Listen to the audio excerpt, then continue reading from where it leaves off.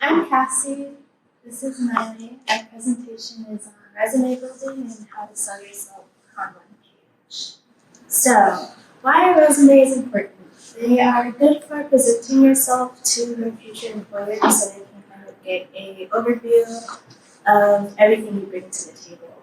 And it's supposed to be in a short and concise manner so that they don't have to kind of just scour through everything you put on the page. So the first step is to choose a template. You can get a template from so many places online. I think the easiest place to get a template is from Google Docs, Word, or Indeed. And you can also get them through the Student Engagement and Career Development Center through UA. Oh, and also you can do traditional or creative. So creative, I guess, is more colorful, but traditional is just like black and white. I feel like most I see are traditional, but it can be fun to add color. Step 2 is to fill in your personal information. This is just like it seems insignificant, but I think it's important so they know how to contact you if they have any questions or anything. I think most resumes have like a number, your email address, your address, but I think it's also important to include your LinkedIn profile if you have one. So I sent in my resume through the UA Student Engagement Center, and they gave me feedback that it can seem more professional to have like a concise LinkedIn URL. And so that was an example of what mine looked like before and after. And also, I forgot to mention, for this presentation, we're going to go through a resume that's provided through the Student Engagement Center. So at the bottom, this is an example, and that's the personal information they have at the top. Step 3 is to list your skills. So there's 2 different types of skills you can add to your resume. There's technical and transferable. So technical skills are your hard skills, and these are like kind of specific to what you've learned. Some examples are proficiency in the language, a degree or certificate, typing speed, or things like that. And then soft skills are more, they can be applied to any type of situation. So communication, customer service, problem solving, teamwork, stuff like that. And the example resume, the things that were like technical that Sarah had on hers was the HIPAA training, the city training, her certificate, and then stuff that was more soft skills were the customer service and public speaking. So step 4 is experience, and that can be divided into work experience or research experience.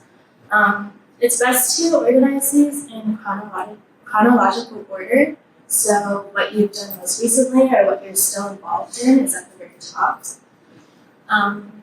You can include a short statement about what your focus in lab is. If you're in research, I think that's important for letting the people know what the lab you're in was focused on, what their primary focus was on, and then doing the little like actions you did under that.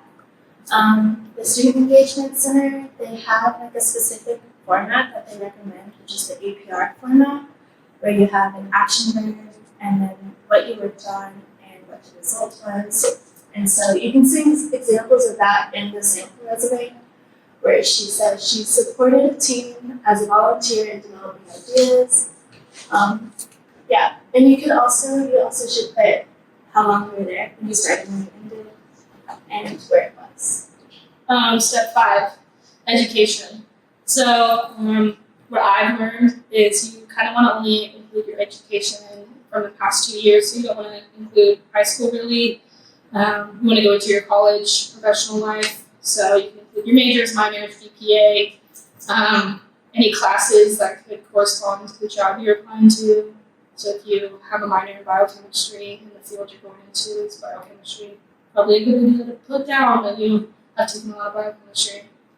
Not necessarily include any information from high school. So in the example you can see here, they put their Bachelor of Science, when they're expecting to graduate, their GPA, they're in honors college. And step 6, community involvement. So this is really like your volunteer work, involvement in professional societies and involvement in conferences. So for all of us who are in research, the conference part is pretty important. I feel like a lot of times people forget to put like the big conferences they've been to, and that can be really helpful in employers determining if they want to take you in.